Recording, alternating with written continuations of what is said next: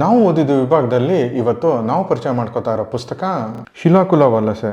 ಪುಸ್ತಕ ಶುರು ಆಗೋದು ಭಾರತೀಯ ಪುರಾತತ್ವ ಇಲಾಖೆಯ ಡೈರೆಕ್ಟರ್ ಡಾಕ್ಟರ್ ಪೂಜಾಗೆ ಒಂದು ಇಮೇಲ್ ಬರೋದ್ರಿಂದ. ಆ ಇಮೇಲ್ನ ಚಂಗಪ್ಪ ಅನ್ನೋರು ಕಳಿಸಿರ್ತಾರೆ. ಅದು ಒಂದು ಒಗಟಿನ ಥರ ಇರುತ್ತೆ. ಅದೇ ದಿನ ಒಂದು ರಹಸ್ಯ ಪತ್ರಕ್ಕಾಗಿ ಚಂಗಪ್ಪ ಅವರ ಕೊಲೆ ಆಗುತ್ತೆ. ಈ ರಹಸ್ಯವನ್ನು ಭೇದಿಸಲು ಹೊರಟ ಪೂಜಾಗೆ ಹಲವಾರು ಸೀಕ್ರೆಟ್ಸ್ಗಳು ಗೊತ್ತಾಗತ್ತೆ.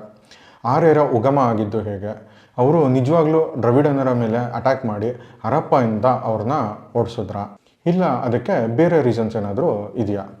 ಇನ್ಫ್ಯಾಕ್ಟ್ ನಾವು ಆಗಲೇ ಹೇಳಿದ್ವಲ್ಲ, ಪೂಜಾಗೆ ಏನೋ ಸೀಕ್ರೆಟ್ಸ್ ಗೊತ್ತಾಯಿತು ಅಂತ. ಅದರಿಂದ ಅವಳ ಪ್ರಾಣಕ್ಕೆ ಅಪಾಯ ಕೂಡ ಒದಗಿ ಬರುತ್ತೆ. ಪೂಜಾ ಅದರೆಲ್ಲದರಿಂದ ತಪ್ಪಿಸ್ಕೋತಾಳ, ಈ ರಹಸ್ಯವನ್ನು ಭೇದಿಸ್ತಾಳ. ಗಣೇಶಯ್ಯ ಅವರ ಈ ಪುಸ್ತಕ ಅವರ ಎಲ್ಲ ಪುಸ್ತಕದ ರೀತಿ ಒಂದು ಥ್ರಿಲ್ಲರ್ ಅಂತಲೇ ಹೇಳ್ಬೋದು. ಈ ಪುಸ್ತಕದಲ್ಲಿ ಇನ್ಫಾರ್ಮೇಷನ್ ಎಷ್ಟು ಡೀಟೇಲ್ ಆಗಿದೆ ಅಂದರೆ ಕೆಲವೊಂದು ಸರ್ತಿ ಇದು ನಾವು ಫಿಕ್ಷನ್ನ ನಾನ್ ಫಿಕ್ಷನ್ನ ಅಂತ ಕೂಡ ಕನ್ಫ್ಯೂಸ್ ಆಗಿಬಿಡ್ತೀವಿ.